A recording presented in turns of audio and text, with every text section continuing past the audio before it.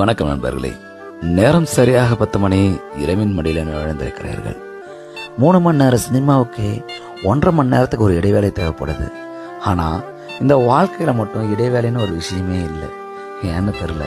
நானும் கொஞ்சம் அமைதியாக உட்காந்து யோசிச்சா எப்போவுமே வெறுப்பு, செழிப்பு, ஏமாற்றம், கவலை எப்படின்னு எதையோ ஒன்று போட்டு மனசை குழப்பிட்டு புலம்பிகிட்டே இருக்குது.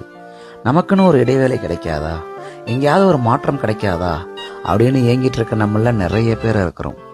ஆனால் இந்த மாற்றம்லாம் எங்கேருந்து வரும் அப்படின்னு பார்த்தா எங்கேருந்தும் வராது, நாம் தான் ஏற்படுத்திக்கணும்.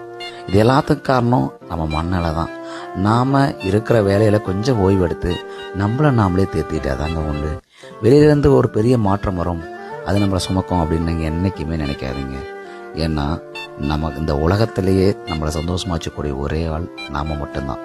ஆமாங்க, எங்கேயாவது கொஞ்சம் வெளியே போங்க, ஒரு தெரியாத மனிதர்களோட பழகுங்க, சிறிது புன்னகைங்க, அவங்களோட சேர்ந்து ஒரு தேநீர் குடிங்க. இல்லை ஏதோ ஒரு தேநீர் கடைக்கு போயிட்டு எங்கேயாவது உங்களுக்கு பிடிச்ச தேநீரை குடிச்சிட்டு இளையராஜா பாட்டை கேட்டுக்கிட்டு அப்படியே கொஞ்சம் வாங்க. ஒரு சிறு வண்டி எடுத்துகிட்டு எங்கேயாவது ஒரு சின்ன பயணம் போங்க. இயற்கை எண்ணெய் உங்களுக்காக உதவ தயாராக இருக்காங்க. ஆமாங்க, இந்த உலகத்தோடைய ஆகப்பெரிய விஷயம் இயற்கை.